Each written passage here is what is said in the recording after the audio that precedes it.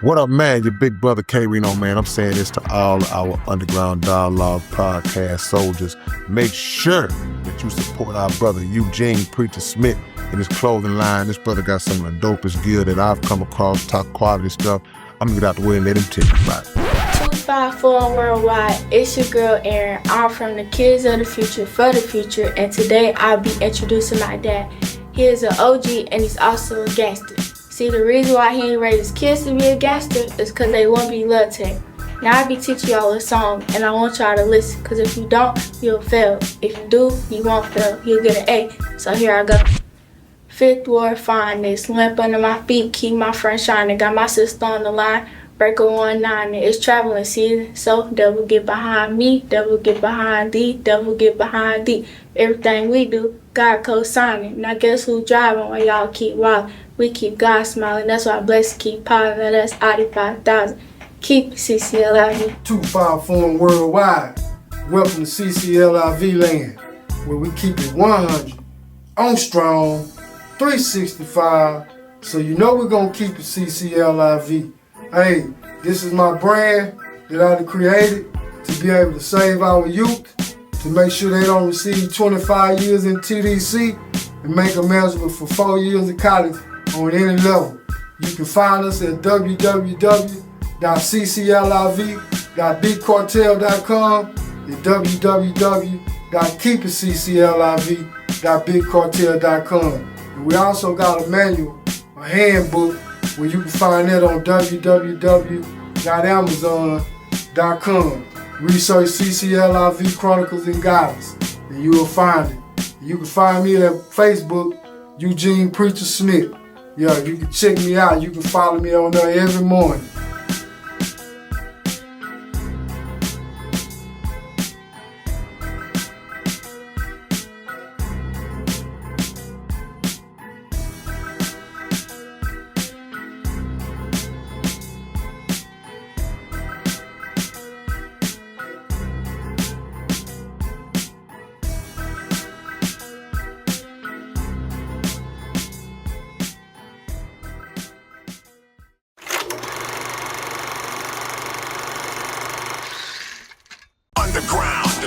Underground dialogue. We gon' tell the truth. We ain't scared like a lot of y'all. Matters who they are. Do we bow? No. Not at all. Dropping bombs on this wicked world, so it gotta fall.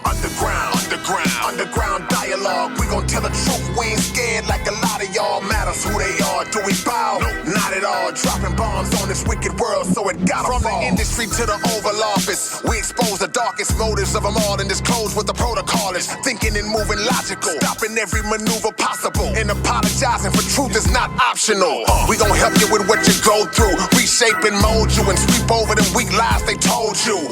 If you living with no clue, we gon' deprogram the old you, and you get to keep your soul too. What up, man? It's your big brother K Reno. It's your boy Keith Stone. And y'all are tuned in again to another episode of the Underground Dialogue podcast where the name speaks for itself. And tonight, man, here we sitting in the legend seat. Yes, sir.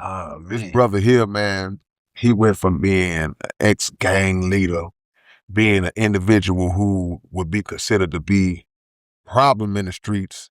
Now he is transformed to being a solution in the streets, man. He is an activist and advocate for our people. He stands strong on the front lines for freedom, justice, and equality. And he's an author. He's a filmmaker. I don't know if he's a current rapper, but I know he was rapping back then. Yeah. And now he's sitting here with us, man, to tell us what he's doing now and to give us some great knowledge moving forward to make us better. The one, the only, super OG, author, Silky Slim. Reed, what's going on, my brother? Man, what's up, Reno, man? It's a pleasure to be here. There's certain things that happen in life where you may see and you may desire, and you just always have to put it as one day. And that's how it was with this podcast. It's kind of like being on a rostrum at Moss Merriam. I see brothers get up there and they say, oh, I'm just so nervous. I say, I ain't going to be nervous because I done practiced 1,000 times. So I'm comfortable here because I always wanted to be here. And before I get started, I would be in darkness if I didn't remiss back to my homeboy who first brought me up on this show, Young Bleed, who recently passed away. You know, that was my soldier right there, you know, and I watched him come up in the hood as Tank. And go from Tank to Young Bleed. As you see, I tear up when I speak of him. Such a wonderful, real individual that, you know, we could say was taken too soon, but only God, Allah knows what his plan is, you know. And I mean, the death thing, it's a very complicated thing to try to understand. I went by my grandmother's house one day, and because I'm on the road so much, she really put this guilt trip on me. Oh, you don't come see me no more. I done pray for Jesus to come get me, baby. I'm just tired. And I felt so bad. I was like, Mommy, I'm gonna come see you more often. I promise next time I'm coming to see you first. And and you know, the next day I said, I'm going to check on my me before I leave out of town. And when I pulled up to her house, the ambulance was there. I say, Lord, have mercy. My me must have felt something. So I ran in the house, and my me was right there in the bed talking to the ambulance people. My nitroglycerin in the car. Baby, get my nitroglycerin. I said, Mommy, now you just say you prayed for the Lord to come get you. Now he's trying to receive your ticket. So, you know, we could talk there, but nobody really wants to face it, K. I just find it amazing, you know, the way that this whole situation is when we're losing so many of our generation right now, you know. So I try to navigate. I try to make sure that I eat to live. And I try to make sure that I pay attention to what I'm around at all times, you know. I didn't get to where I am by being crazy by a long shot. And it's very painful times right now when we're looking at natural death and what we're doing to ourselves in the streets as a people, bro. You know, it's funny when you're saying that, like, what's the saying to say, everybody want to go to heaven, but don't nobody want to die. Yeah, definitely, man. Yeah. I mean, Mr. Farrakhan said it best. He said, you only get one life, you say, and your natural inclination is to fight like hell to maintain your life. That's right, to maintain. What you're saying, you're going to resist to the very end, you know. Yes, man. And I think it's super important for us to be here as long as we can, because just think how long we going to be once we leave here. If you have trillions of years that existed before you got here, then you got eternity after you gone, and right in between that is a little bitty speck. That's your time. That's your time. That's your time. So all of this distance, and then you got, what are you gonna do to make your mark? That's right. I think that's important. Legacy is super important, and you know, a lot of people say, well, he's this, he's that. And I'm saying that whatever I am, haven't even evolved yet. I made many mistakes, of course, but that's not what I want to leave as a legacy. And I think that's the biggest problem with a lot of these people in the streets, is that they don't realize that what you're doing now will curse your next generation. My kids was just talking to me about how hard it was coming up as my child. And you know, in ignorance, of course, you know, in ignorance, we pass that down to our children. So my daughter, she is one of the individuals that went and told my son, like, hey, man, you 16 years old. You're not supposed to be catching no whippings. And he didn't understand that. She said, man, listen, we can't be pussy. Daddy left a legacy. We got to stand up to that legacy. You're not supposed to be catching whoopings. And he went from catching whoopings to being out in the streets. You know, so we have to watch what we're doing at this particular time and try to make sure that we cultivate the next generation is far more important. Like me, I done lived several lives, so I don't even trip.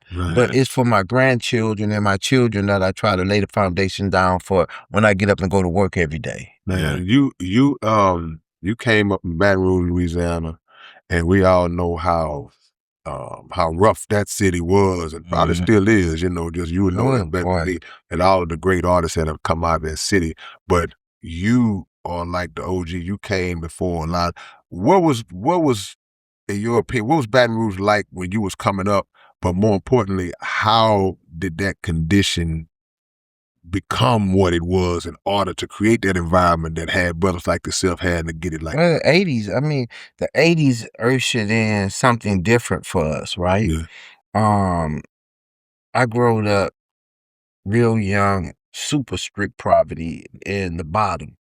And the way that we survived, mom was on the needle, right? Yeah.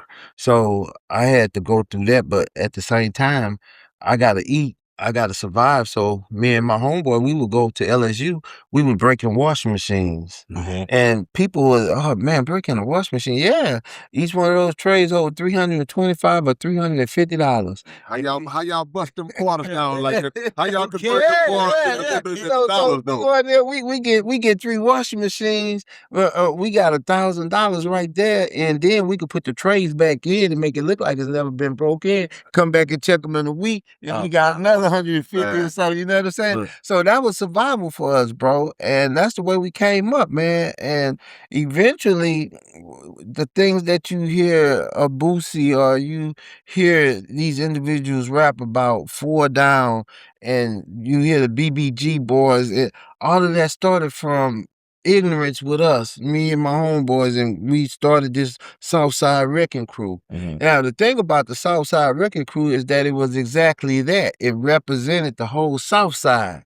That's how we formed it. Like, we didn't care who you were, where you was from, the park, wherever you was from, Easy Town. We was the South Side. Now, what happened is that you got a few individuals that were weak links, and they started chaos within the hood. So now you got BBG, you got TBG, which is the top boy gorillas, the bottom boy gorillas. You got Cross the Track, you got Cross the Hollow Road, you got Wild Side. But that's all one community, but different hoods inside of that community at war now. So chaos space, chaos in a tight space. Chaos in a tight space. Yeah. And I'm at war with you, and you stay 3 streets over from me. Yeah. You know what I'm saying? So it was a war zone that got cranked up inside of the community, and the community got tore up, and nobody has ever really went back, even though they made it out. Some of them, they never came back and fixed what was tore up. Why do you think we have, as black people in general, especially black young males, we have that spirit of going to test? Because that same story, I can say that in the South Park, I can say that in Mo City, I can say that Southwest. It's always like at a certain age, we got to combat and prove to whoever's closest that I'm better than you. Man, because we never really understood, or we never had anything that we could really show our true value with. So once we get a little something, then I got to try to make you look bad instead of try to help you up. You know what I'm saying? So, and that's not just in that arena is what I'm learning. That is not just in the hood. It's also in corporate America as well. Yeah. Just as a black person, see another black person, they may be a millionaire, but they don't want to help you get it. JC talk a lot of shit. What's better than 1 millionaire or 2? Yeah. But how many have he made that look like you? Man.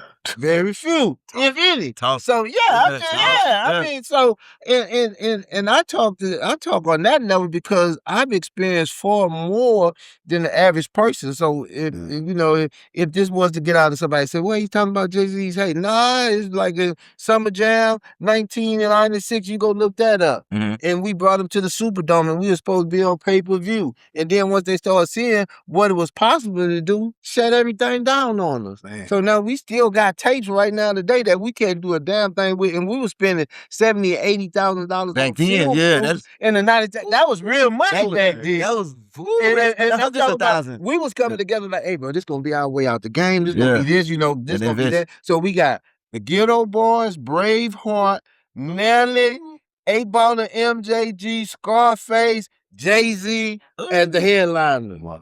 You see what I'm saying? And then once the pay-per-view thing fell through, then you got the Superdome coming in. Hey man, you know the feds came in, so we don't want to hear about the feds. So now they playing with the ticket money. Right. So everything, man, is just crazy when it comes down to us helping each other. Yeah. And I'm seeing that on a whole nother level, being in corporate America. You would say something and then you don't hold your word. And I'm the type of person like, hey, if I give you my word, that's all I got. That's all I know. Yeah. You know what I'm saying? But we just can't see. And it's this, brother. If you look at the world that we have created, right? We have people that we rise up and we'll say, oh, they're a star. And the day that they stop becoming the star be the day that they go on the ground. And that's what I seen. That's how I got off into the activism as big as I did, because I seen individuals going in the ground with the damn torch. I was like, hey, the damn torch supposed to stay up here to light the way.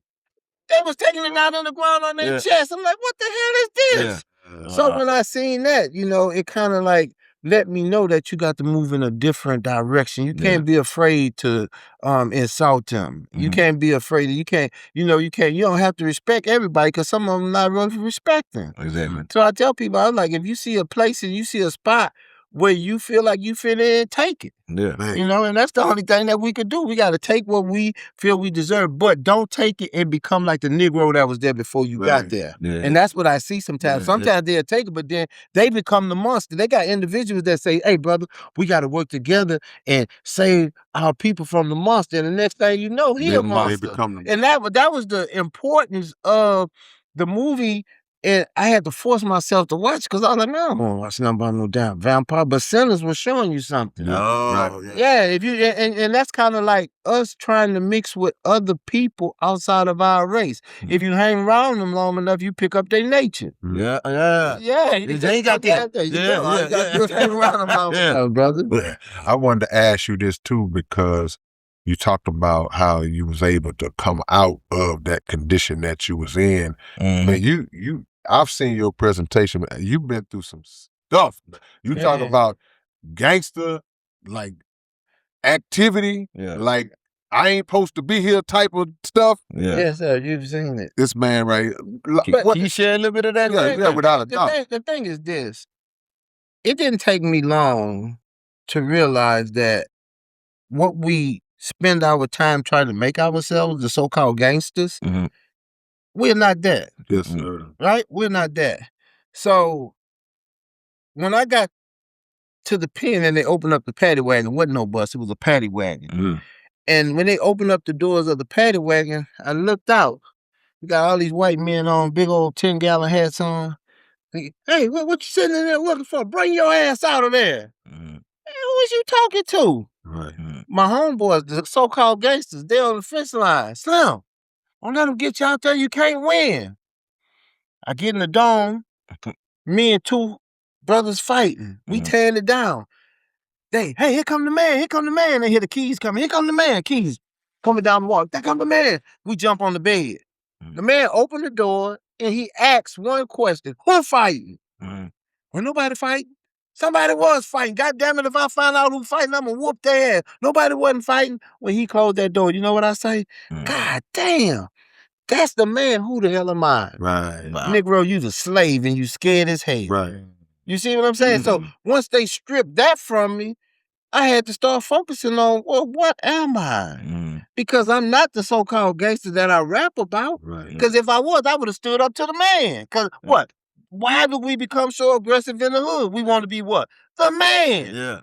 And the man tame you, so that lets you know that you ain't really the man. Yeah. So once I figured that out, that started my mind to evolve into something new. You know what I'm saying? It didn't take long. And I tell people, man, it was one day I was working in the field and I was looking for the man. I said, man, where that bastard at? I couldn't see him. And he had rolled up and snuck up behind me on that horse and he put the gun right to the back of my head. Catch your ass not working again, I'll put a hole in your state, raise my goddamn pay. You hear me, Reed? And when I looked up from the ground up at him on the horse, he had brown tobacco juice had ran down on his white shirt. And he said, did you hear me? I said, yes, sir. And immediately a picture of Roots flashed in my head. And I came out on the yard. I said, say, bro, we slaves. You know what they say? Man, the white folks broke that nigga. That nigga say we a slave. Yeah, we get paid 7 cents a day. Yeah. We get out here in the field and work all damn day. Tell me that ain't slavery. That's exactly what prison is. But we got individuals that's in the rap game want to say, oh, that's just part of our culture. I heard Gates say that one time. It's part of our culture. It's part of No, it's not. Yeah. That's ignorant stuff that you're talking. And we got all these robots talking to all of these young individuals, leading them down a road that half of them ain't been down yet. Yeah. You see what I'm saying? Half of them ain't been down. Half of them, and I tell them, I was like, when people say, well, such and such gangsters, I say, it's a funny thing that in the rap game, if they are any real gangsters, they don't make it. the fakest individuals from the hood be the ones that get the deals. Yeah. You know what I'm saying? So, and when I look at it, I always say, God damn, man.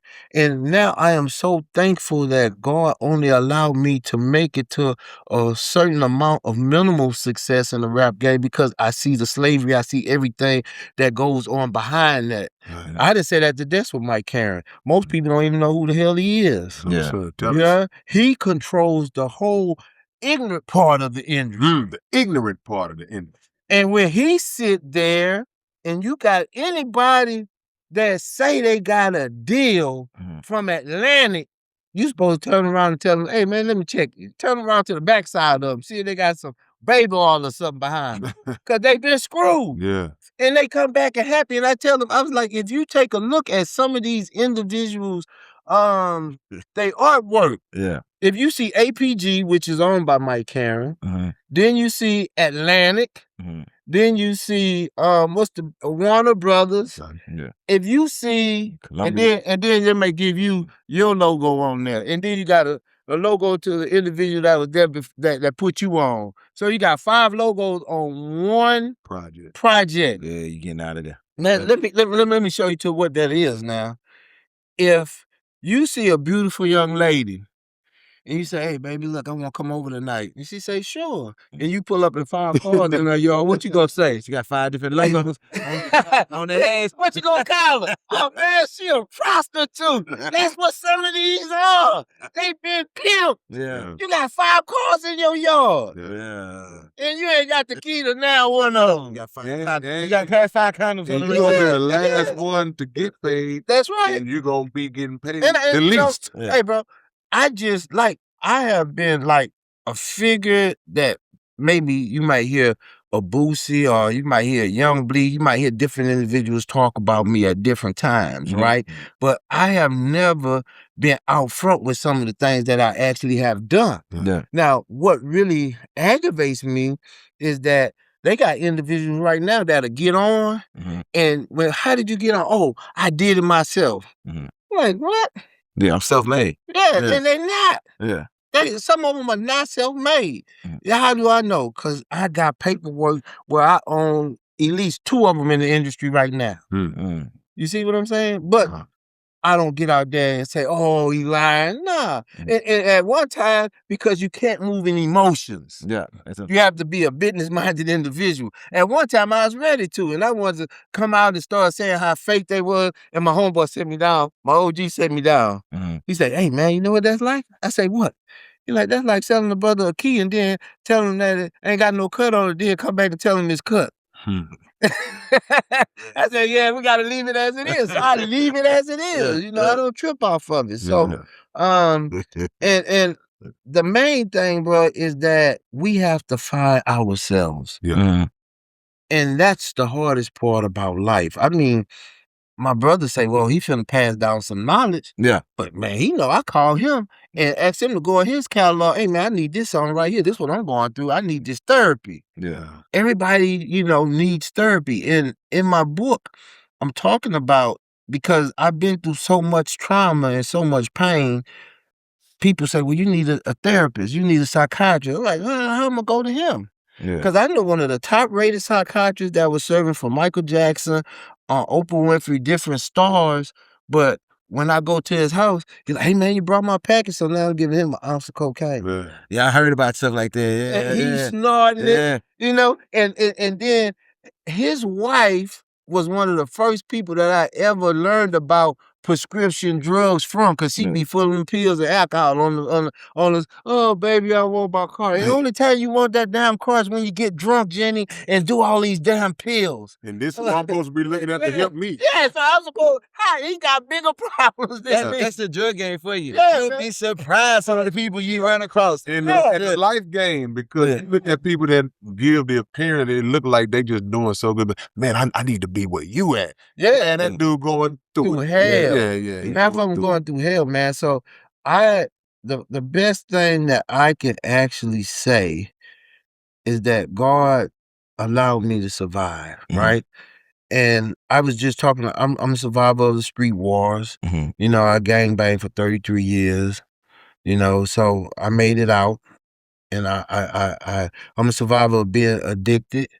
I lived on PCP. I ran into PCP at the age of 10 years old, walking through a park, and we found this big bag of angel dust.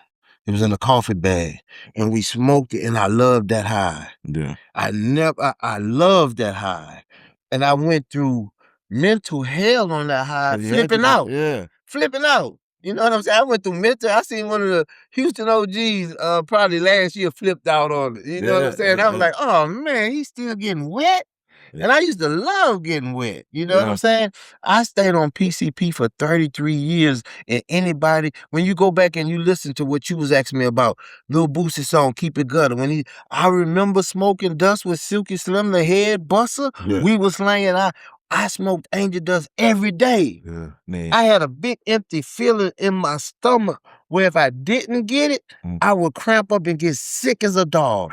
And once I got that wet stick and lit it, it go away like instantly. Yeah. Man, you know you're so blessed because there's so many people that took that trip once or twice, never made it back. Yeah, 33 years, and anybody that know, he ain't lying. Yeah. I was PCP'd out. Yeah. I just in my book because what's the name of the book? When God Calls. When God Calls. Okay, that's what I'm talking about. In my book, look, me and the Fifth Ward legend Bushwick Bill. Oh Lord, look, this gonna be a story. So listen, man. Look, me and Bushwick, we at Essence Fest. Biz Markie is having a party at the House of Blues. And me and Bushwick been smoking for 3 days and rolling, popping pills all day. Bushwick got me as the hype man. I'm taking the Chucky doll, making the crowd hype, and Biz want to change the set. But we could go back on the set. I get mad. Me and the police officer get into it. I flip out because I had just smoked a wet one. Grabbed his gun from him. And another police officer tased me, and I kept getting up because I'm wet. Didn't even feel it. I ain't even feel it. Superman. Put me in the ambulance. And I said, hey, man, y'all losing me. Y'all losing me. Y'all losing me. And look, I flatlined. Oh, wow. Flatlined. And when I got to the hospital, obviously I came back because I'm here. But listen, they have, back then, we ain't had the cell phone. So we had what's called Fuji disposable camera, right? Yeah, the Fuji disposable we call those a Capitol Beach party. And doing with the Fuji disposable camera, when I did flatline, a doctor took a picture of me and put my camera in my personal property. And when me and Bushwick went to CVS to get the film, didn't even know what it is. And look, I seen that picture, I said, oh! And God, I'm trying to tell you something, but you're going to wait till it's too late. You know what I'm saying? So I had a real calling, and that's why my book is called When God Calls, because I had a real calling, brother. I like how, like on your social media, even online, you got a lot of old pictures of you from those days. Yes. And you can see the difference, and not just in, okay, well, me standing there, with my shirt off or with my pants. You could see it in your eyes that that was a different person. That was a different dude in that vessel at the time compared to now. It's like you could just see it, man. Like, so how did you transform, bro? How did you get to where you beat that? Because you talk about a 30-something year chemical dependency on something like that, man. That ain't hard to shake. Like Keister was saying, everybody don't come back from that. Man, well, I didn't go to rehab. Wow. In 2000, me and one of my homeboys was about to make a drug run to Los Angeles. And I got in the car, and when I got in the car, I heard a voice in my head. And that voice said, go kiss your mama, you ain't gonna see her no more. I got out the SUV and went kiss my mama. I said, damn, something finna happen to mama? And I told my mom I'll be back. She said, baby, I hope you make it back. I got in the car and I left. And we got to El Paso, Texas. I said, man, I'm hungry. We exited the bridge.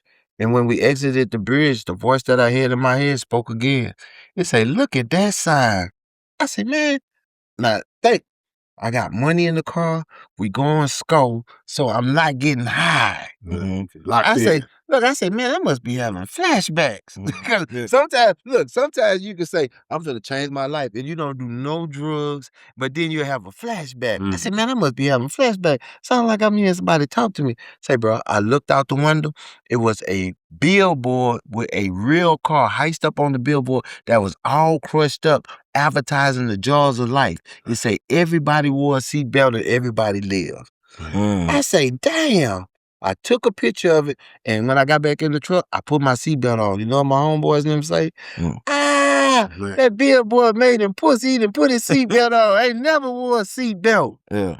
I say, man, something told me to look at that sign. We went to L.A. Skull, put the drugs back at where we sending them back, and we headed back. There's a little town called Curlville, Texas, right outside of San Antonio.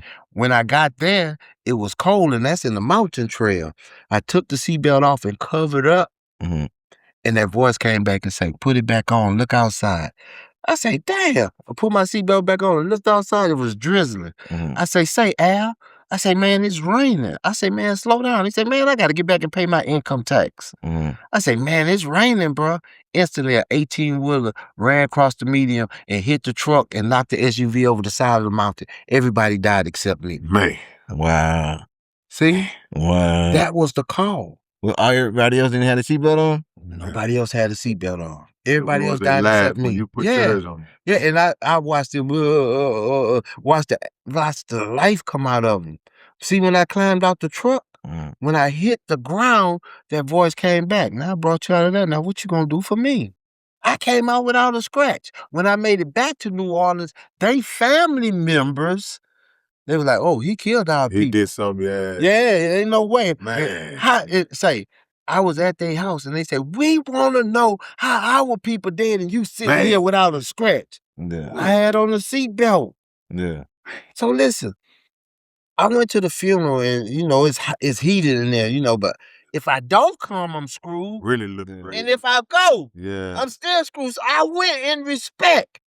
But me and my homeboy had a talk that night.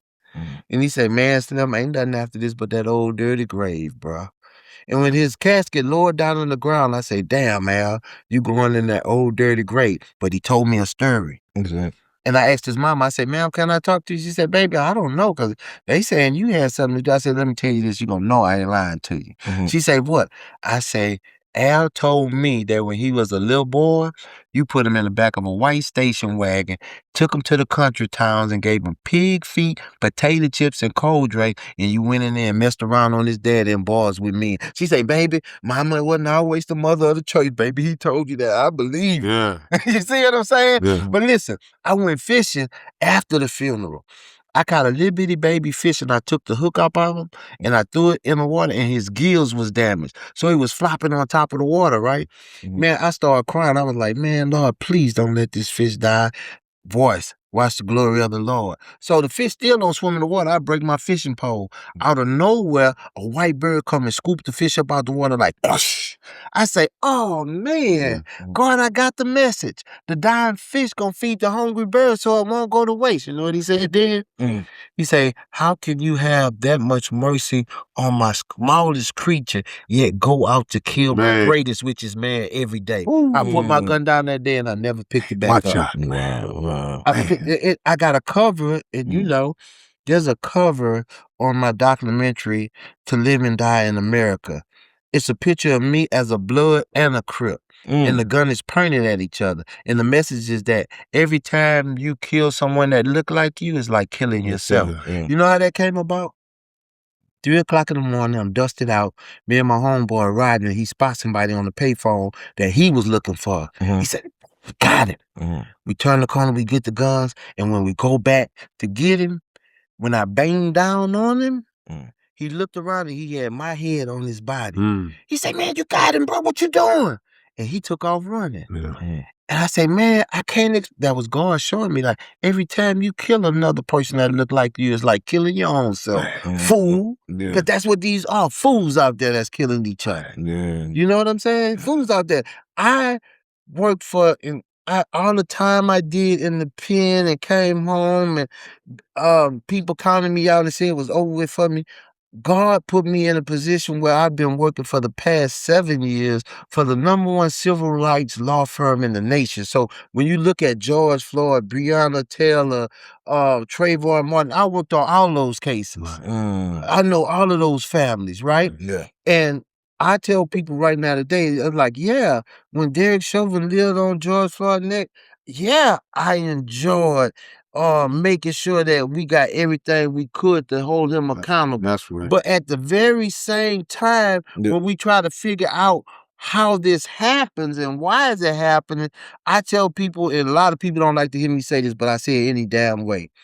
Black lives, when they had the Black Lives Matter movement, I say Black lives will never matter to anybody else until it matters to Black people first. That's the thing. That's a fact. See, we stand up now. Because of who I am, I was born in Baton Rouge, raised in South Central, became a Crip. I'm still out there talking to all these individuals. I went to a hood captain one time, and I was showing him what happened with Alton Sterling. And you know what he looked at it and say? He said, man, you seen that damn police kill that man? And he was at war at that time with guns on the table. And he said, man, I know I'm going to heaven because anything that I do, bro, God knows they don't need to be here.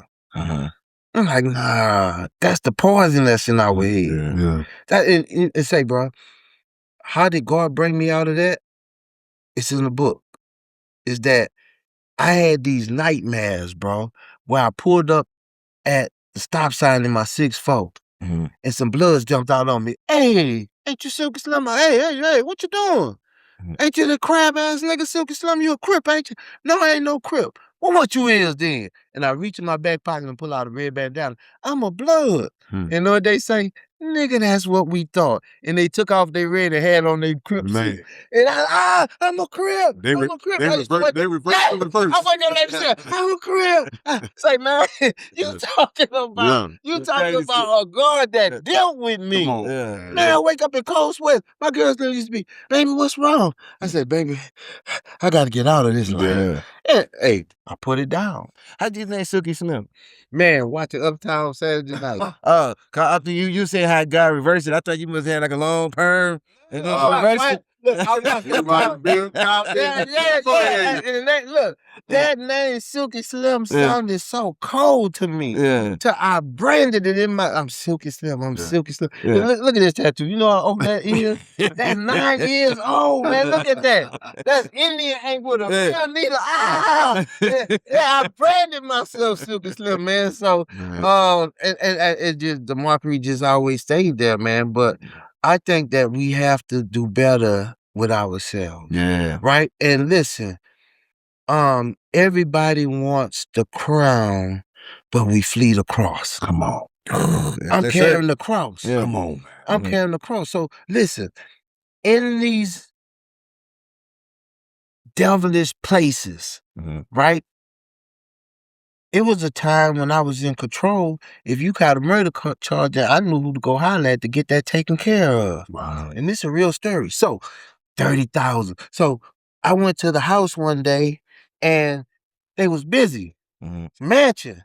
So, I'm walking. He said, hey, Silky, make yourself at home. First thing I went to do was look in the refrigerator. They had Tupperware in there, Monday, Tuesday, Wednesday. I said, damn, this what white folks do?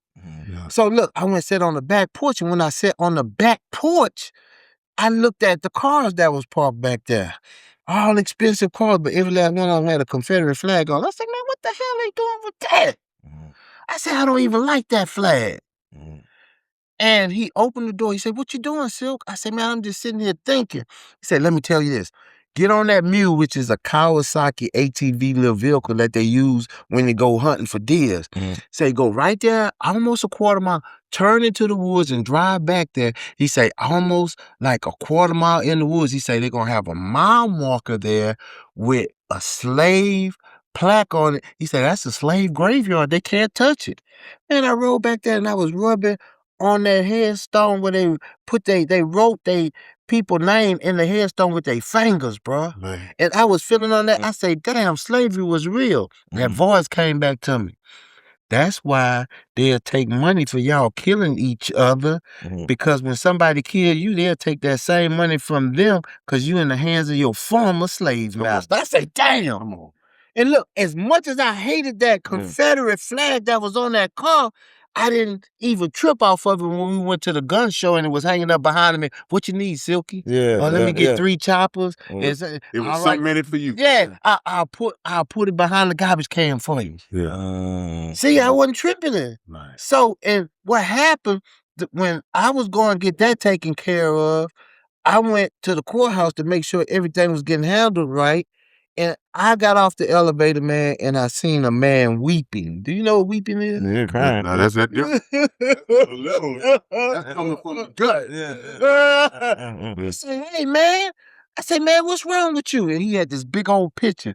He said, man, they killed my boy and they gonna get away with it. I say, damn.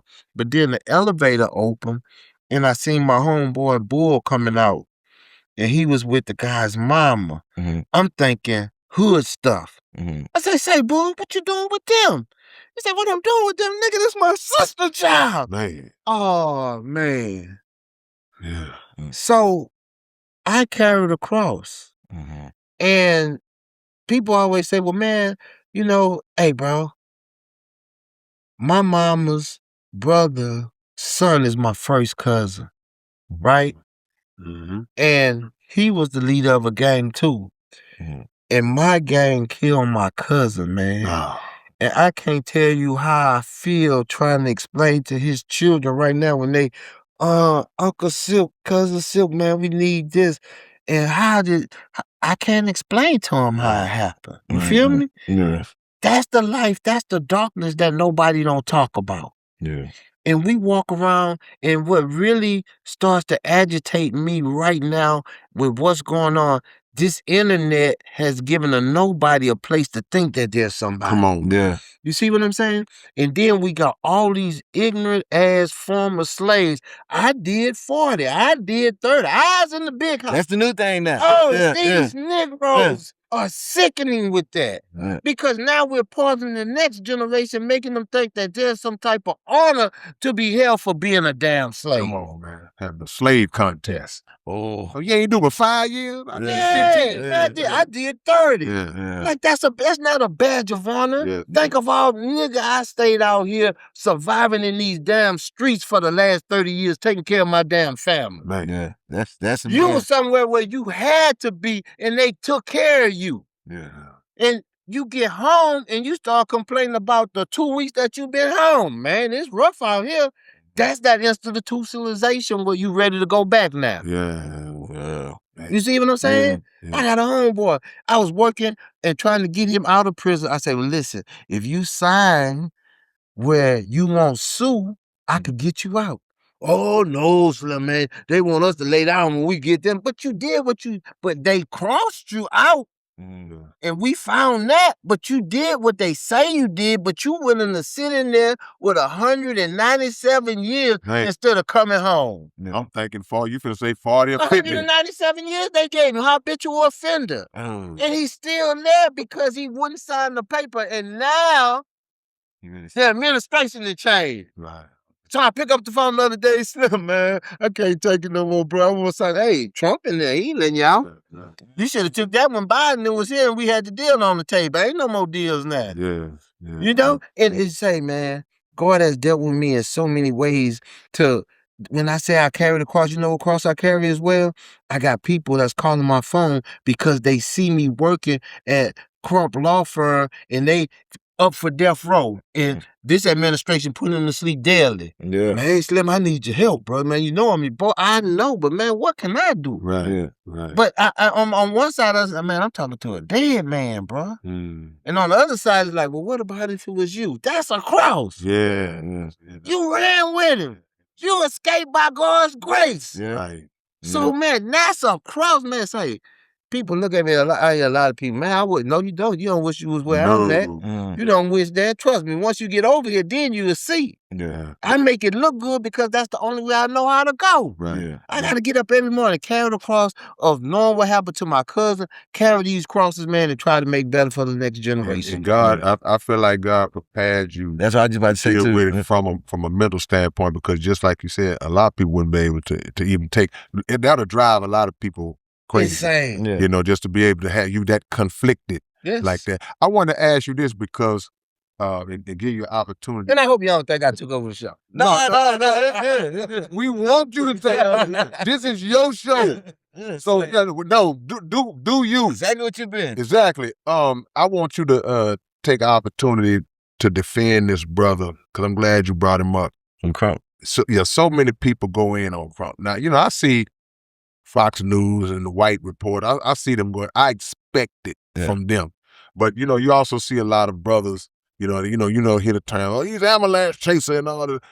Being somebody who worked with this man and around this man, give people some insight on the brother that Ben Crump is and what he actually does for people. Because my thing is, black folks wouldn't keep hiring him or keep trying to work with him if it was other than, you know, what he really is.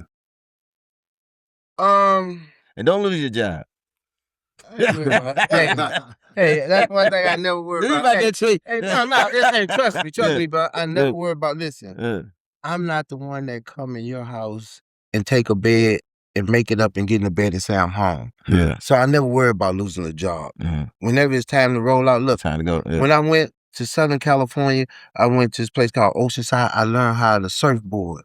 So I know how to ride the wave until it stops. There you go. So I don't trip off the job deal. I'm always be truthful with what I do. I think that the problem with Ben Crump is that we don't understand the role of a civil rights lawyer. See, so they'll say, well, he didn't get the police charge. He's not a prosecutor. That's not his job. Go look up the word prosecutor. That's a person that's hired by the state or the federal government to prosecute individual that commits crimes. So that's the prosecutor's job. So what is his job? Civil rights attorney. What is Let- it? let- Civil me- rights let me say this. engage in civil law to get you compensated for your law. And if, So that's what- okay, injustice. yeah, because injustice. I've heard people they'll say stuff like, "Oh, well, why you don't never see him when black people kill black?" First of all, when black folks kill black people, most of the time they end up getting tried and Oh, they gonna sent to prison. So it's open and shut. It's done. they ain't gonna Now, get their issue. When you see Ben Crump, you seeing somebody that's like, okay, well, this person killed this black man, this white man killed this officer killed this black person, and they have been acquitted. Yeah. Or they have been get a slap on the wrist type of sentence. That's So and right. the family gets no type of nothing. Say- So yeah. you step in like somebody gonna pay one. If y'all not gonna make them pay with their time, At the we gonna time, make if y'all they ain't pay gonna with send their them to money. prison, and at the firm, we understand this. White folks don't understand nothing but when you in their pockets. Nice. Yeah.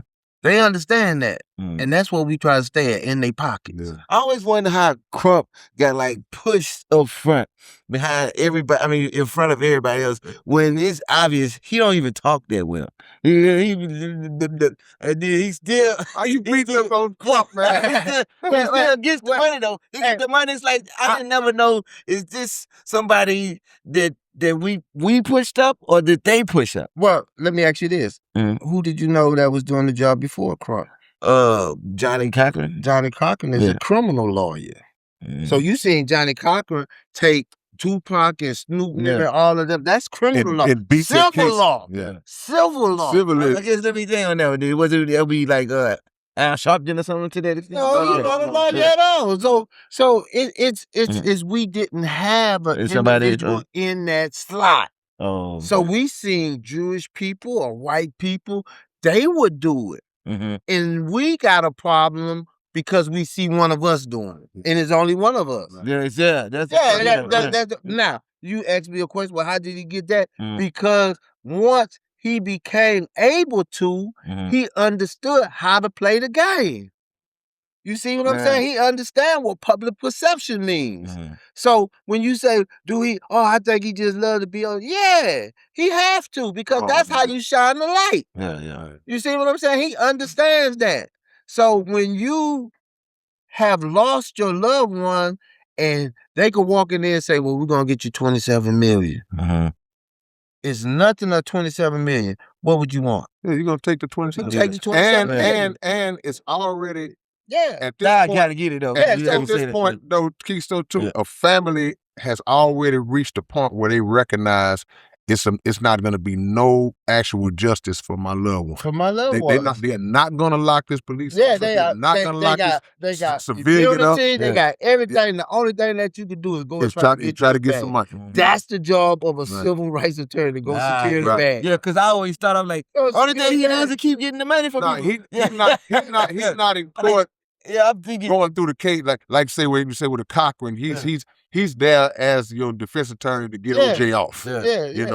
Crump is like, okay, we finna pop him in their pocket. Yeah, we finna pop him in the pocket. And because of that same popularity that you're talking about, they don't want to take the chance on putting a jury in there that'll give you 100 million, but we just must go ahead and come up on 27. Settle. Right. So they got people that, they'll never go to trial. Why go to trial and we getting results? It's about results in this game. Yeah, just like the feds. It's about results in this game. So one thing that you have to be comfortable with to be in his shoes is you have to be comfortable with everybody's not going to love you. Yeah. Right. You know what I'm saying? Everybody's not going to love you. I see us do a lot of great things. And never in the history of Black folks have you seen the type of settlements that we have gotten. Yeah. You understand? But what I don't see is Black folks being educated enough to hold on to what we give them. Man. Oh, wow. So soon, they say a fool and his money was shall part. And if I was to write a book on the fools that I have seen, then you'd be hating me. Oh, that Negro got paid by telling on people. So, because I see some sad stories, bro. Yeah. I see some heartbreaking stories, man. And I see persons that say, hey, they trying to say we doing this, we doing that, but we not even like that. And I was like, yeah, I know y'all ain't like that. I was here when this whole thing happened. Yeah. But 8 months down the road, ding dong, I'm there. I open the door. Who are you? Oh, I'm from Louis Vuitton. What you mean you from Louis Vuitton? Oh, they ordered something. I'm delivering bags of Louis. What the hell is this? So now you caught up in that cycle. Financial literacy is a real thing. Yeah, because you never had nothing. The only way for me to make you know I got something, you got to see it on me. Ain't that crazy? Right. See, and I had a partner, and this is real. I had a partner. He had a mass amount of money, like 32 million, right? And me and him riding around one day. We riding around in a brand new Jag, and I was like, man, I don't see why you always unhappy. I said, man, you got your bank stacked, you live in large, you got 3-4 houses, man. What are you unhappy about? I said, man, you a millionaire. You know what he said? So, man, what good it is being a millionaire and don't nobody know? I said, that's the right kind of millionaire. You ain't got that. I said, you want fame. And I tell people today, and I want your audience to understand this. There are 2 drugs today that's killing people by the dozen. Talk about it. Fentanyl and fame. Man, the 2 F's. Fentanyl and fame. Yeah. People put their life on the line for fame. Yeah. People go all the way out there for fame. Yeah. And man, we have to stop that, and we have to have financial literacy. That's like right. you said. That's what's going to control it. Yeah.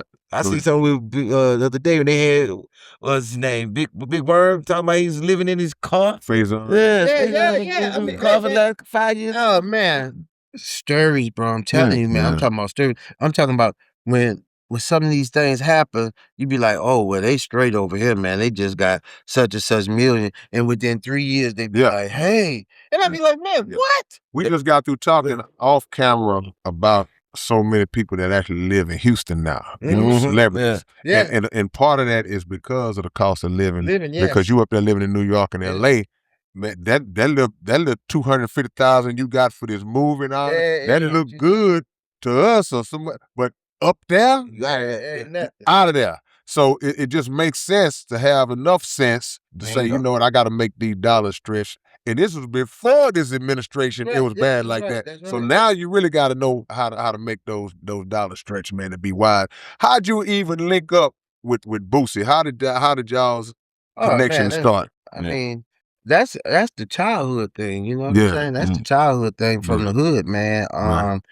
And that just kept evolving, and eventually we had to part ways. And when people ask me about that, I always tell people the same thing. I wish I would have been the man that I am now when I was in his life. And I think we would have a better individual. Yeah. You know, and that's just the truth about that. And, you know, when he went through whatever it was he went through, you know, I understood, but at the same time, because I'm Stop the Killing, I always want to stand on my Stop the Killing movement, right? Right. I don't give a damn who like it. I don't care who say what. And a lot of these cats know, like, I really, like, to me, I see not a little Boosie anymore. I see more of a jester figure. You know, trying to keep everybody laughing, you know, and that was, and then I see the other side as well, where they come across and I was a Don Dada. When? Where? I be trying to figure it out. Nah, real is real. Yeah. I be trying to figure it out. Like, well, we all know, and I think, you know, because you know, he carries a hell of a cross. Everybody knows the story. And when he came back with the acquittal of not guilty, I already knew what the sentence was from God. Now you gotta play that role that you've been playing, that you really know you ain't. And you gotta worry about somebody knocking you off any given day. And everybody don't know all the stories, because I know all the stories. I know about the Sprinter vans getting shot up at 3 o'clock in the morning. People don't know all that because all that don't make the news. Yeah. You know what I'm saying? But I know the hell that it is, being who you are and what you have made yourself. Yeah. You know what I'm saying? I know that. And the bad thing is that you could take the coward from the hood and they get a deal, and then they get some meals, and then they could put these Israeli bodyguards around them, and they could be the toughest gangster ever. You know what I'm saying? So I watch this. It saddens me sometimes because I love a lot of these cats, right? But I watched a lot of them become people that they aren't, but eventually do become what they try to be. But then you're stuck into a world where you know what your ending is as well. You know what I'm saying? So yeah, That's deep. I've seen you so many times, bro. Like, I've seen your presentations. I've seen you at the Black Male Summits with Brother Derek Muhammad. And now the Stop the Killing movement that you have is so powerful because it's blunt and to the point. Like, what we need to do, we need to stop the killing. Point blank. Yeah. What is the I don't want to say the mission statement, but what is the end goal for you? What do you want? What do you see Stop the Killing going, and what do you want it to eventually become? Well, you know, I got the hearse with the TVs, I got the documentaries, I got the books, and it's, you know, it's a crazy thing because killing is gonna always take place, but for us to have the knowledge that we shouldn't be killing is what my desire is, right? And I'm always either going into a storm or coming out of one. As you know, I don't hide anything. I have a son that's down on a charge right now, and that's his cross to carry. You know what I'm saying? My thing is that I'm sincere about being Stop the Killing, period. I had an incident when my house got shot up 21 times. I had 21 bullets shot in my house, right? And I had the soldiers that rose up. Hey, bro, you want me to handle that? I said, nah, man, I don't want you to handle that. He said, man, you sure? No, I don't want you to handle it. So he go away. Another one come. Say, bro, you want me to handle that? I said, no, man. He said, why? I said, man, I'm Stop the Killing, bro. Oh, this was when you had already transitioned out of that lifestyle. Yeah. Okay. I say I'm Stop the Killing. Because what happens is that, you know, we got these different sections in the hood now. And I live on another side, but I was there for like 8 years. But the beef was going on, and I was like, well, and their thing was, we gonna get him from on our side. Mm. You know what I'm saying? So, but I heard the message that God put in their mouth. Do you want me to handle that? Because they wanted to put the blood on my hands. Mm. And I was like, nah, man, I don't want you to handle it. I'm stop the killing. One asked me, man, who gonna know? Yeah. I say, man, if you know, then I'm still a hypocrite. I don't want to be a hypocrite. Yeah. I'd rather be dead in the streets. If they wanted to kill me, they could have killed me. They shot in my house. Yeah. And God orchestrated that perfectly because I had been in there like 6 or 7 years and nobody ever knocked on that door because they knew better. Mm-hmm. So when they did this, the red flag went up right there. Wait a minute. Right. This ain't supposed to happen. Right. So I moved to the other side of the house. Who is it? All the shots come in the bedroom. Mm. You see what I'm saying? Mhm. So I'm like, And my neighbor down the street, he know me since I was a little boy. When my house got set up, I went and talked to him the next morning. He said, my wife say, they just shot Silky house up. He said, no, that's an old coon. They ain't got him, I guarantee. You know what I'm saying? And the thing is, when that happened, I'm outside of the house. I done made it outside of the house. So now I see the ones who put the work in coming back to see what kind of damage they done. Mm. I could have easily got them knocked off. Mm-hmm. Right. I'm like, nah. I went and told his daddy, I said, hey, get your son. Mm-hmm. Because he playing with me. I said, if you don't get him, I got him. And you know I'm going to get him. Mm-hmm. He's like, hey, man, you ain't got to worry about him no more. All right, you better. I'm telling you. Yeah. So we had understanding because all of us grown up. And that's the bad thing is that you grow up and then me and my right-hand man, and we've been together for 40 years. Mm-hmm. We got 2 sons that want to kill each other. And me and him talk every day. Wow. That's crazy. Oh, it's insane. Yeah. It's insane. So they were friends at one point then. Was Yeah, they? yeah. I mean, me and him been best of friends for 40 so years. by default, they grew up When together. you hear Young Bleed or Boosie or anybody, it's Silky Slim and Big Daddy. Yeah. Me and Big Daddy been together for 40 years. Nothing come between us. Mhm. But we got 2 Negroes that beef with each other. They get on these podcasts. And they got some podcasts that I really hate. Mhm. And they got some that really hate me. Because what they'll do, they'll go telling these stories about the old days and they incorporate us in it and this and that. And I get right there on that letterhead from the law firm and send it to YouTube, cease and desist, Right. and they'll call me and say, man, you got a strike on my channel. Well, you should call and approve that with me. Mhm. You know what I'm saying? Don't put me, I don't want to be known for all the ignorant stuff that was out there. The hell with Yeah. that. I don't want to hear them stories. Yeah, yeah. You know, I do not want to hear those stories, bro. Yeah. So I hate that type of podcasting because that keeps the feud burning in the hood. Absolutely. You know, yeah, that keeps it burning in the hood. All of these beefs and the people that's dead, when you hear them talking about all these individuals, this stuff really happens. Yeah. You know, and I never ever think coming up and growing into what we have become now, nobody never would have thought that Loke or me and Boosie, none of us wouldn't be friends because we loved each other. Mhm. Bleak gone. Bleak is dead. Yeah. And Boosie loved Bleak more than he loved his damn mama. Yeah. And Bleak got killed. And he went in there and was crazy, but it was the monster that you created. Mhm. You see what I'm saying? So Right. you got that's your cross. All of us got crosses over there that we carry, bro. Mhm. And they heavy as hell. Wow. You know what I'm saying? They heavy as hell. And at some point in time, you got to wake up and realize that mistake and make a turn away from it and don't give a damn what it costs you. How real is survivor's remorse? Hmm? How real is survivor's remorse for people like that? Oh, man. Yeah. It's bad. Yeah. Man, but let me tell you, regardless of all the dirty stuff that I've done, bro, the one thing that hurts me the most that I pay for every day, bro, there was a young cat that was trying to get put on the hood, right? Mhm. And just riding around smoking dust, it was something that just came up and said, hey, you know what we're going to do? You want to get on? You're going to snatch your purse. Mhm. Right? We went to a shopping center. They got all these old white ladies walking out with their purses. But don't mess with them because we knew. Mess with them white folks, they'll put your ass up under the jailhouse. Mm. An old black lady came out with her purse. We said, there she goes. She got that check in there. And man, that youngster got out and he snatched that purse, and that woman held on to that purse. No! And he drug her until she let it go. That haunts me every day.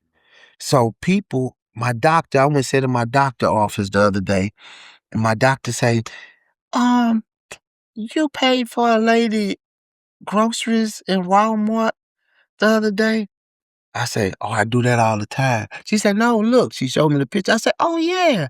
She said, why you did that? And I told her the story. I say, I have remorse for what happened to that old lady that day. And I try to always pay for old folks' stuff when I see them because that hunts me more than me pulling the trigger on somebody. Yeah. The way she held on to that purse, that was her pride. That was her livelihood. That was everything. We stole that from her, bro. And that hunts the hell out of me more than anything that I ever done. That hunts me more than anything. Survival guilt. I don't really deal with that side of it because I know that God called me. There you go. That's why I say when God called. The biggest question is when God called, will you answer? Yeah. You see what I'm saying? And that's a hard thing to balance as well. Because, you know, hey, I might be walking right over here, but I'm sleep down over here. You know what I'm saying? So that's a hard thing to do. But I don't have survival guilt because, number one, let me tell you this. I wasn't looking for God. God came and got me. Yeah. I wasn't looking for God. I had accepted, look, I got keys. I got a nice home. I got everything that I need. I die in this hell before I go back to the one I came from. That's where I was at. I'm down there in Baton Rouge, but I'm over here. When I come home, I'm in the Lakes of Brightwaters out there in Sugar Land. Yeah, I know. You see what I'm saying? I'm in the Lakes of Brightwater. And look, he know that this real. One day, Master P woke up and stood in his front yard and seen us over there. He left. Like, oh, these niggas out here now. You know what I'm saying? So, hey, bro. I've learned so many things, you know, and because I like to try to give a lot of knowledge to the people, bro. When I lived in the Lakes of Brightwaters, I met a white guy. His name was Cleve. And he was on drugs, but he was a financial man. And he said, man, I'm going to show you how to live like a millionaire. And I said, why are you going to do that? He said, come on, you know. So he got me, at that time, a 750 Beacon score. That was the highest you could get. And that's on your credit, right? He went and got me a 750 credit line. And then we got the house in Lakes of Brightwater. We got the car. We got the truck. We got everything that we wanted. We got all the furniture that we wanted. And he said, just pay all your bills, pay them for 6 months, and then I got you. So we paid the bills for 6 months, and then he took all of that, went filed bankruptcy, and got everything consolidated where we paid for everything with $3,500 a month. How you can't live good? That's how a lot of white folks living right now today. They got bankruptcies on their credit report. They don't give a damn because it was a plan in the first place.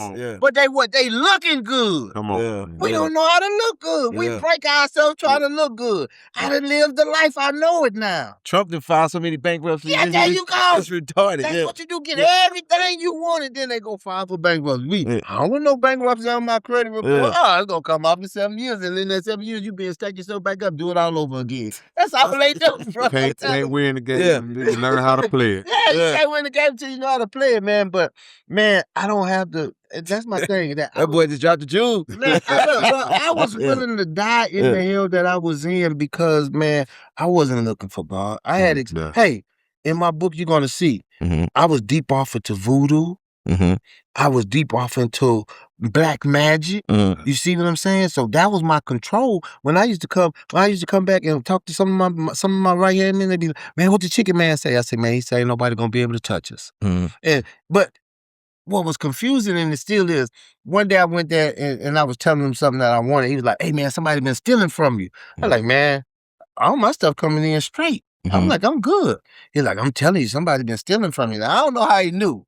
He gave me a candle, black on one side, white on the other side. He carved my name in it and dipped it in some water and wrapped it up in a napkin and gave it to me. He said, take that candle home, burn it in this clay pot, and when it goes out, bury it 3 feet deep. Whoever been stealing from is over with. I said, all right, because I'm believing what he's telling me. I don't know what he's talking about, so I'm burning the candle. I'm laid out on the couch watching TV. My baby mama come home. And she say, oh, that's a crazy looking candle. What kind of candle that is? I said, I got that from Chicken Man. She say, what it do? I say somebody been stealing from me. When that candle go out, they ass out. And she say, oh, she went on upstairs. About 3 minutes later, she came back crying. She couldn't help herself blow it out. I said, what's wrong? look. She say, it's me. I said, well, what you been stealing? Money? Because I ain't had no money, mister. She say, no, I've been going in your gallons of water, putting brake fluid in and selling the rest of it in the projects. Man. So, man. Shout out to the chicken man, man.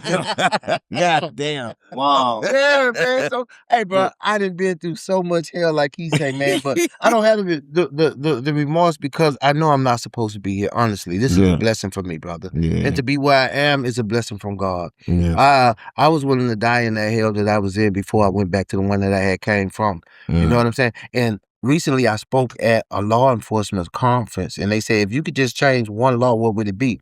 I said, I wouldn't allow 12-year-olds and under to go visit their parents in prison. Everybody thought that was horrible. But I can't tell you what it was like growing up in the bottom, and every Sunday my mama putting the best clothes that I had on me, and instead of taking me to church, I was going to Angola. And when I looked at the gates of Angola, there was some trees there, and they shaped like a L, a S, and a P. They still there today. And I looked out that window as a little boy and say, wow, alphabet trees. And once we got in there, and I'm going to see my uncle now, they coming out with starched down Levi's on, white Converse, white shirts, looking like guards. I'm regular as hell. He looking smooth. Yeah. Look, mama on drugs, so when I'm at home, mama, can I get some? Just go get your bad ass in the bed. I can't get nothing to eat. I'm up there in prison. Mama, I could get a pizza. Yeah, I could get chicken, ice cream. I'm coming home full. I'm leaving the prison thinking that it's better than the hell that I'm going back to. Man. You see what I'm saying? So I didn't care about going to prison because I had seen something better in prison than I did in the bottom. Yeah. Oh, wow. You see what I'm saying? Right. When they talk about, I heard at the funeral yesterday, they was talking about us being there in Mississippi, say that we was stirring up trouble. The funeral you was going to? Nolan Well. The Nolan Wells funeral. Nolan Wells. The young man that went out with his white friends and came up missing on 4th of July. Reverend Al say that he woke up one night and he went in the kitchen and roaches were everywhere. And he said he woke his sister up and said, come see the roaches, come see the roaches. And said when she got out the bed, she came in there and cut the lights on and said, ain't no roaches in here. And he said, as soon as she went back and cut the lights off, he went back in the kitchen and roaches was there again. Yeah. And he said, I can't figure it out. He said, girl, come see the roaches. They everywhere. And she came back and cut the lights on and roaches were gone. He said, I can't figure it out. He said, you know what it was? When you cut the lights on, the roaches scattered. I came up in them type of conditions in the bottom. And my little boy, my little brother, Hitman, my grandmother, she would buy us Raisin Brands. You know? Oh, man. So she would buy a Raisin Bran cereal, right? And my little brother was so petrified of roaches. He wouldn't even eat Raisin Bran. There ain't no damn reason. One was coming up the wall and he said, there go a roach. I did like tell him. I said, I like roaches. I said, you like roaches? No, I'm scared of them. I said, give me your roaches out your cereal. I take all these raisins out of his cereal. He grew up and remembered that. He was like, Rosie, there wasn't no roaches, There was no roaches that he was even taking about raisins. But I was a survivor. Yeah. I was surviving. Adaptive, Yeah, I was surviving. So, man, I think that this is a blessing for me. I don't trip off of it, right? Yeah. I don't have a guilt. I've had some guilty times in my life, some crosses I had to bear. A young basketball player that admired me, he was with me, and we got into a confrontation, and he got shot and he got paralyzed. And I had to bear that for years. Anything he wanted, I had to, say, brother. Right. And one day, this is what he would do to me, is that he would call me over. He said, man, I heard you was at the club back in Bad last night. I said, yeah, I went through for a little while. He said, man, you left with a bad one last night. I said, yeah. I said, I don't even remember her name. Hey, man, I wish I could leave with one of them, bro. But look at me, man. Because he was paralyzed from the neck down. I can't feel that. I had to deal with that. Right. So I had, that was the kind of whippings that I took. Yeah. You know what I'm saying? I had to take those real whippings because Fred had no business being paralyzed. Yeah. He wasn't in the game. You know what I'm saying? He just was with me. But that's the thing. And, you know, I tell people, I'm like, hey, man, I actually thought through this voodoo and all that type of foolishness that I had tapped into something where I couldn't die. I used to go to funerals and sit up there and say, man, I don't know what he's doing wrong, but I think I got this thing figured out. Wow. You know what I'm saying? The first man in history. Yeah. I thought I had something figured out, bro. And it was know what it was. Hey, I just had a partner that died recently by the name of Ricky. And I spoke at Ricky's funeral. There was a big organization in the late 90s in New Orleans 10th Ward called the Mob Figures, and I was part of that. Yeah. And the dawn of Mob Figure, you listen at BG or Silky Slim, they show love like Bug. He's a legend. Yeah. He would always instruct us, don't ever, ever let your car get below a half a tank of gas, because then you go from being the predator to the prey, because you run out of gas. If the jackers get you, the police get behind you, run out of gas, you're done. Yeah. And, you know, I always admired that until I stood up in that pulpit and I told them the truth. I said, it wasn't the gas that got us home, it was the grace of God That's right. that helped us survive those streets. That's right. It was that grace of God that helped us through all of the things. And, you know, I was telling y'all about the PCP addiction, but I carry so much other stuff. I might have my mind, but and I got my mind, but I walk with a limp because of my own stupidity. I was smoked PCP one day, and my feet kept talking to me. I took out a 357 Magnum. Boom! Shot myself dead in the feet. Talk now. Talk now. Right. Talk now. You know what I'm saying? Didn't even feel it. Didn't even feel it. Yeah. Cornbreaks blow off of my. All I had was the ring of the Converse. 357. Man, all I had was the ring of the Converse at the top, because the bottom part had blew off because I had a hollow point bullet in it. Wow. So I got to deal with all that type of pain. I wake up in pain every morning. Yeah. You know what I'm saying? So I have my scars and I have my pain that I have to deal with. But the remorse thing, I don't have that. And I thank God for that. I think you paying a lot of that back with all your work over these few years too. Yes. And some people don't get the opportunity to do that. Because some people, and I don't even just mean by people that might have died, people that go to prison and they gone forever, they don't ever get an opportunity to be free and pay some of that back that they inflicted on other people. But also, a lot of the stories that you just shared with us, it also exhibited your remorse, that you felt bad sometimes in the moment, like with the lady. So some of these cats, some of these brothers, unfortunately, they don't even have the heart to feel bad about the things that they did, even when they was doing them, and even after. You know, well, they got some real monsters. You're real monsters, right? And some demons in them. No, I'm not that person that's gonna. Did I go to prison? Yeah, I survived prison, but I realized that in prison that I wasn't really the monster that I had portrayed out there in the streets. A lot of people realize that. Right. You know what I'm saying? So, what I felt like, hey, you know, the armor suit that the Romans used to wear. Yeah, the gladiators. I would take off my gladiator suit and put it on the side of the bed. Yeah. And when I got in that bed, I was like a 12-year-old up under there praying to the Lord. Lord, I don't know how I got myself in this. Please let me make it out of this alive. I got a scar right here, as you can see this. That's a hell of a scar. Right. I was in the Super Bowl Day massacre in California, in Donovan, and the Mexicans took off on all blacks, and I got hit in the chest. Right. Oh, wow. You see what I'm saying? Right. So I've been at war, and I've survived all of those things so that I could be one that people could look at the scars and look at everything that I've been through and see that it's not worth it. It's not worth it to be out there in the streets. Yeah. You know what I'm saying? It's not worth it. And my problem with us, especially only in the hood, okay, is that we could raise up beer bottles but can't raise our own children now.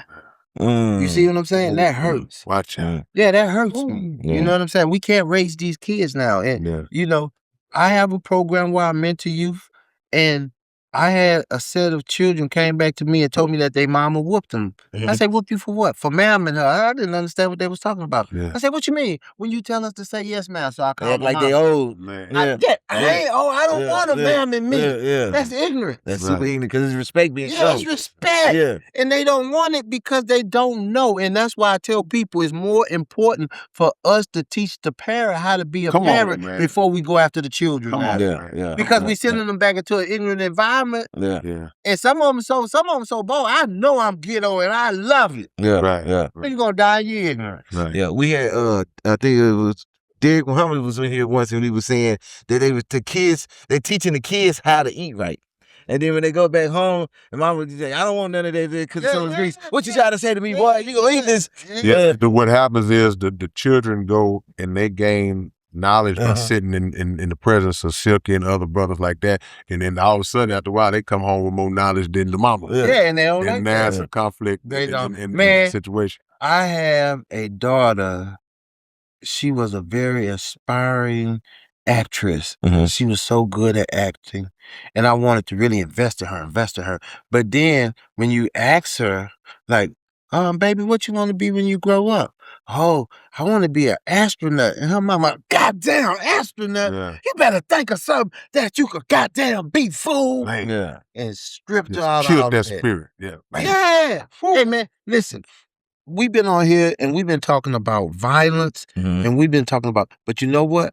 We always miss the opportunity to talk about the most important violence that exists. That's the intimate level of violence of speech. Come on. When a mama tell a child, you ain't gonna never be nothing. Yeah. Just like the no good man I had you for. It's hard for us to come back and tell them that they could be something wild because mama said I wasn't. Yeah. Yeah. Mama don't even understand the power that mama got. And Yes. mama Yeah. is the person they love the most. Exactly. know So if the mama person most. you love the most Say you shoot ain't gonna be yeah, nothing. yeah. Like can't nobody, it's gonna be hard for anybody else to penetrate. It's gonna be That's why it's so hard. much important for mama to get mama mind right. Yeah, Yeah. mama gotta get her mind right, man. What got you into the nation? God. God. Yeah, God.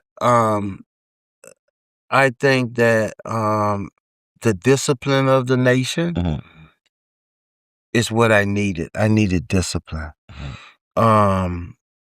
I seen a man that was loving the people that didn't love themselves. I seen a man that was being attacked and ratified for loving the people that didn't love themselves. Come on. And he said that we gotta love our people more than they hate themselves. Yeah. And I, in a low key type of form of way, I've been a part of such great history, and I thought about that today. I was with K. Reno when he first met the minister. I was thinking in my mind. Yeah.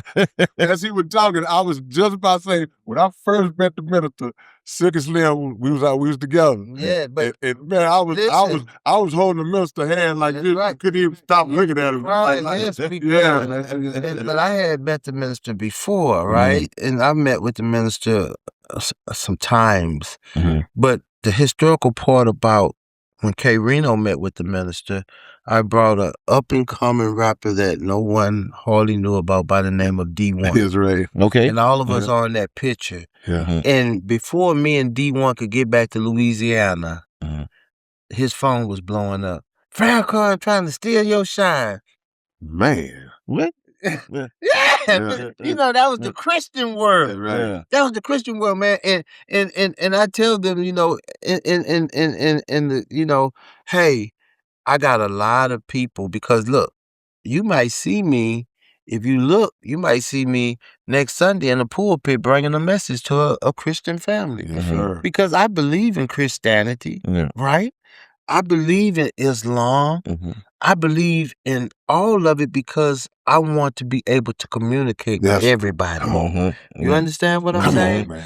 And my problem is that we got so many religion gangbangers out there. Yeah. Oh, you're not full gospel. Or you're not full Pentecostal. Or Nah, And, they hey, yeah. All these so, different gangs. you know, all of a sudden, and this was a cross because my mama was a full gospel lady, and you know they believe in speaking in tongues and stuff. And her congregation was like, "You got to get him out of your house because he got Islam. That's a devil spirit." My mom say, "No." She say, "I prayed to God for God to change him. And if he used Islam, may Allah bless him." Amen. You see what I'm saying? That's right. So, man, I needed discipline, and you know, my thing is, I still struggle. So you won't see me at the mosque every day because I don't want to be a hypocrite. You know what I'm saying? I don't want you to say, "Man, I seen." So I don't hit the bow tie because I want you to say, "Man, I seen your boy coming out the room with a girl the other night. Better than me coming out with a man, ain't it, brother?" So hey, bro, yeah. So right now I'm still, but that's the hospital. I'm still getting, I'm getting the medicine, and I pray to God to bless me where I can settle down and get away from it. It's a hell of a world that I'm in out there. I went and spoke at a church, and after I spoke, they wanted to take some pictures. A couple of people wanted some autograph, and you know, a lady kept getting to the back of the line, so I'm watching her. I'm like, well, maybe, I don't know, because you know they got enemies out here too. So I'm like, I don't know what's on her mind. And when she got up to me, she walked up to me and she said, "You ain't gonna believe this." I said, "Yes, I am." She said, "Not this." I said, "I guarantee you I am." She said, "You don't know what this is?" I said, "Yes, I do." She said, "What?" I said, "The Lord told you that I'm your husband." She said, "How you know?" I said, "Because you the third one that told me that tonight." So my point is just that sometimes it's hard to make it out of situations like that. You see what I'm saying? You know that, hey, the minister said that Satan will not attack you with something that you don't care about. He got to attack you with what you love. You know what I'm saying? And hey, man, it's a hell of a thing. And I don't want any of that to fall back on the nation. So I stay and I do my own thing right now. And I ask God to strengthen me where I could get where I'm supposed to be at.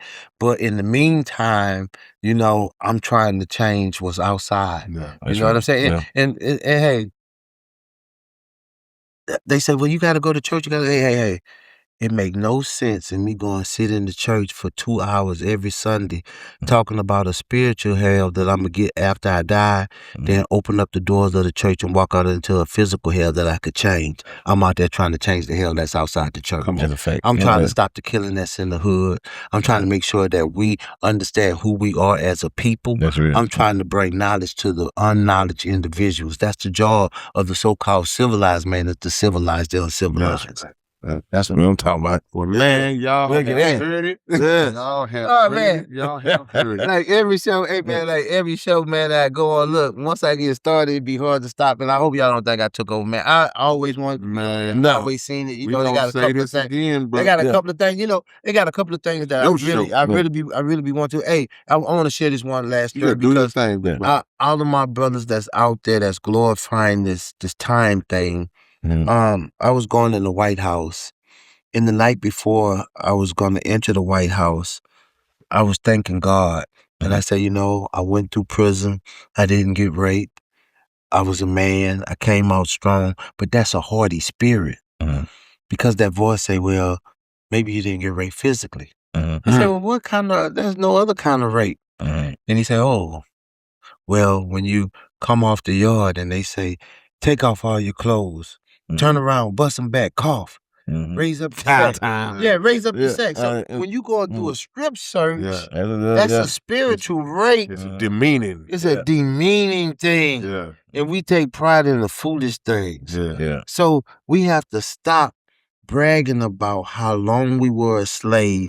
And how long we stayed on the plantation and what type of plantation we was on. I heard a brother the other day say, oh, he was, that boy, such and such was in a correctional facility. I was in the penitentiary. That means that I was under the headmaster. You know what I'm saying? That's crazy. But ignorance is you know what I'm saying? Man. Sam, nigga, I go back. Why? Yeah, man. Hey, we made mistakes. Let's learn from our mistakes and let's give the next generation something that they can feed off of for real. And that's knowledge. You know, and for all of us, a lot of people ask me, I pulled up in my hearse one day and a white man seen it and he was like, hey man, how's that endeavor coming? I had to play his trick on him. I said, it's kind of like the one that Jesus did. I say, it's worth every step that I take with this cross because that's it. Yeah. And do you think it's making a difference? Of course I do. Who was the greatest man that ever walked the earth? What Jesus Christ was. Well, he didn't get them all because somebody nailed him to the cross. So it's the ones and the twos that we get. And at the end of the day, listen, to my pastors out there, don't use the pulpit as your pimping zone. There's one pastor that I respect the hell out of, and we'll leave after this one.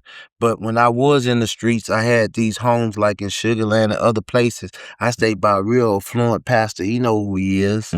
And me and him would always talk because he was trying to give me some salvation. But then they had this big thing that they was doing cleaning up the community. And he seen me in the projects, and he asked them about me, and they say that the people told him, say, that's the leader. He say, what? He stay by me. And listen, I was on my floor in my house watching 60 Minutes and I heard some noises outside. I grabbed my pistol and ran to the window and looked out the window, and they had one police officer on a motorcycle with just a little red light just turning but no siren. And behind him, he had about 200 members of his church with white candles lit, and they was beating the drum. Satan, we gonna tear your kingdom down, tear it down. Within a month, the house was up for sale, and I was gone. We gotta turn the lights on, Pastor.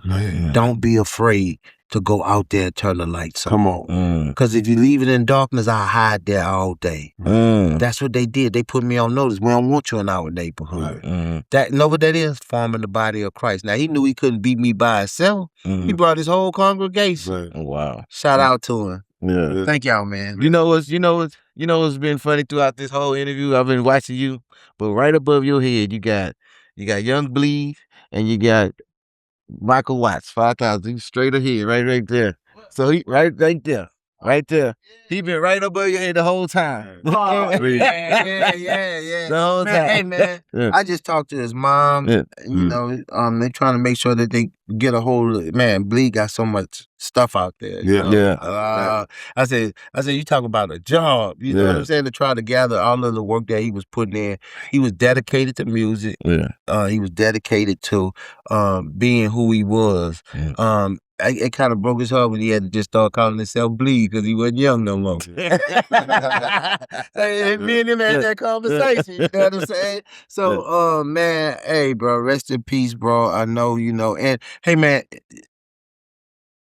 God answers prayers in a crazy way. A lot of times, bro. Bleed thing was that he wanted to do something that he hadn't done. And he went out on the biggest platform ever, bro, that he could have had. That was touching to me. And he went out in style. He was on the comeback. Everybody say, oh, bleed back, bleed back. Shout out to Baby Savage, man. Not knowing that Bleed was on his way. You know what I'm saying, man? So, and I don't know, but when I talked to him, like right before that Versus, he was in Houston doing some work out here with somebody. And he said, man, we're going to hook up, link up. And we never did. I'm left with that. You know what I'm saying? So, man, hey, at the end of the day, I want all of y'all, if you got people that you love and you're not entwined with them like you're supposed to be, get entwined because tomorrow's not promised to us. That's true. You know what I'm saying? I had a partner very close. I got to go to a funeral this Saturday. He was out there working in his garden. We sat down in his recliner, man, and took a heat stroke and died. You know what I'm saying? Yeah, man. So we got to take life serious, man, and realize, man, that we always got to give God thanks, man. Hey, man, it's a blessing over here, man. I hope y'all got something out of there that y'all Man, we full, man. The great Silky Slim. Yes, Shout out, y'all go get y'all Volives, man. Go to the website, volives.com. We're going to show some love, man. The one, only. Hey, man, thank y'all, bro. Silky Slim. You got any social media? Real quick. Oh, yeah, I'm Silky Slim 100 on Instagram. Silky Slim 100 on Facebook, or Arthur Reed on Facebook. Yeah, I always, you know, I got a nice little platform that I just do just my thing on about what's happening in the world, man.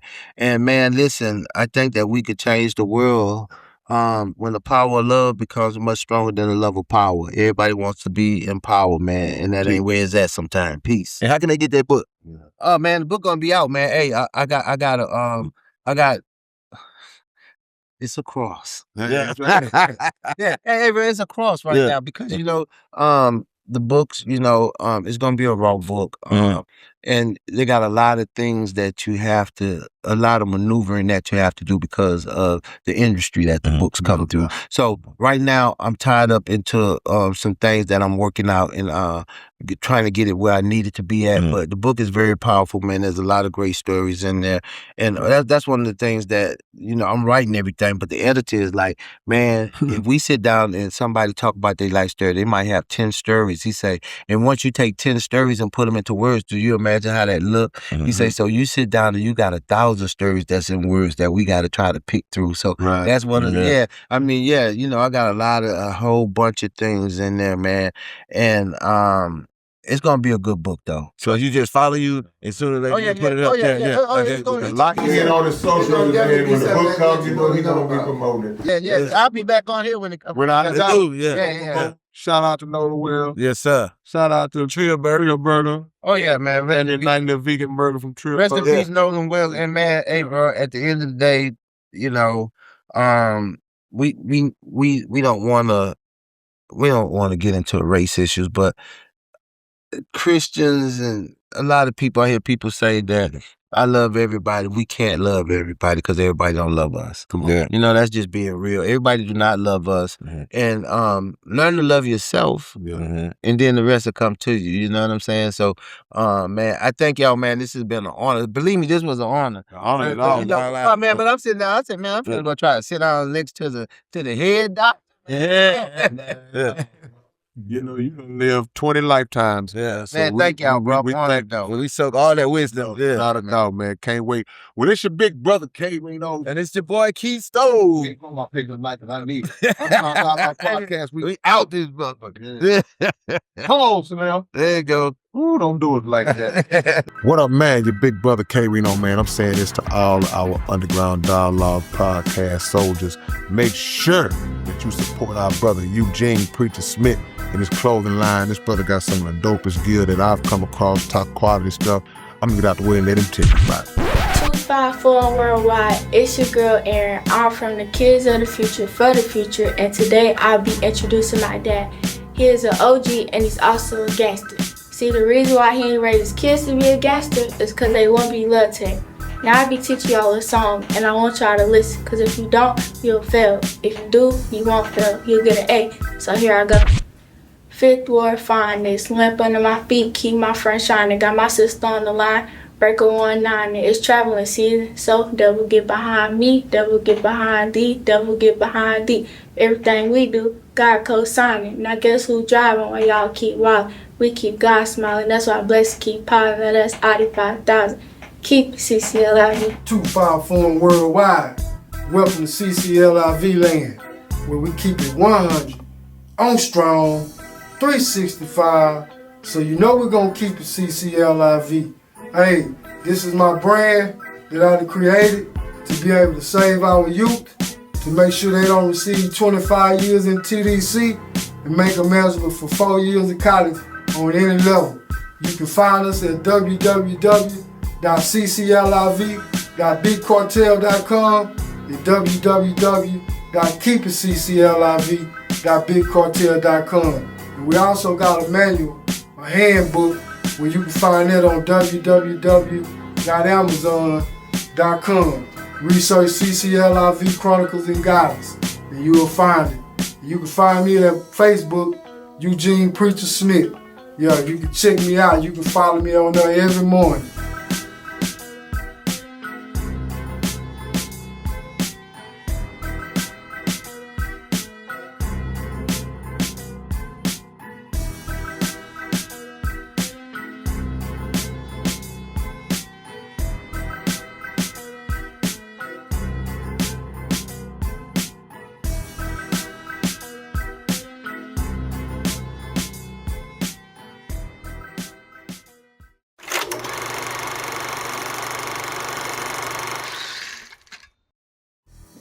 What up, man? It's your big brother K Reno. Look, man, my brand new album is out, man. The Industry.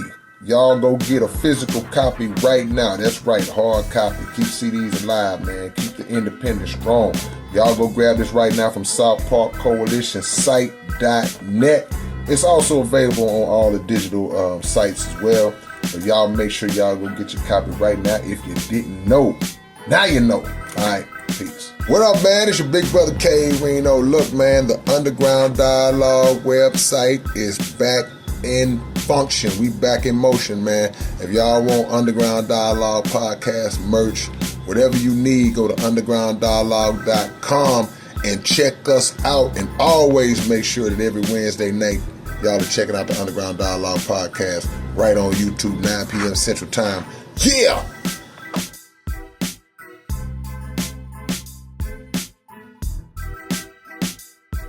What's up, man? It's your big brother K Reno, and check this out, man. The Underground Dialogue podcast is offering advertising opportunities, man. You can promote your business, you can promote your video, your song, whatever it is that you have, man. Reach out to us if you're interested in promoting on the Underground Dialogue podcast. All you gotta do is email us at undergrounddialoguepodcast@gmail.com. Get it. What up, man? It's your big brother K Reno. I'm proud to announce that I'm a new brand ambassador to this new brand of clothing and shoes called Volas. Y'all make sure that y'all support this. It's already available. Houston-based company, straight out the A. Look at the quality of the packaging itself. We ain't even got to the shoes yet, man. And this is just one pair of shoes, one design. They got all kinds of dope designs of shoes that you guys can choose from. Go to volas.biz and find your order, find what you want. Wide selection to choose from, male and female items, and I'm proud to be a part of it, man. Community workers, versatile products, Volas, manufactured in Italy. Look at the quality of this box. Y'all don't know what it is. Catch y'all later on.